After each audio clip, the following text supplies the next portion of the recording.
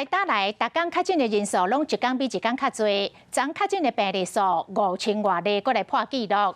指挥官陈时中断讲，全台湾大约会有350万人患着病毒。啊，台大儿童病院院长王立民推算这个致死率，讲大约会有16000人患着病毒来死亡。另外，有医师参考着亚洲其他的国家，类推算着台湾确诊的高峰期，讲恐惊一天确诊的病例数会超过7万人。确诊的人数一直变多，指挥中心讲，即马也毋是上严重时阵。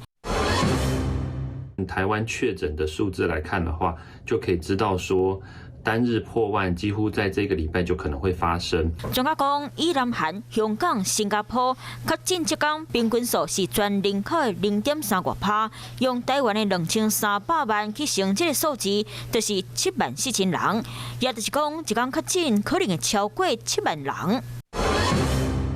台湾的高峰期是走一个平坦的，不是一个高起高落，而是比较缓缓的上升，然后维持一段高原期再慢慢下降。那死亡人数跟确诊人数一定是成一个比例的。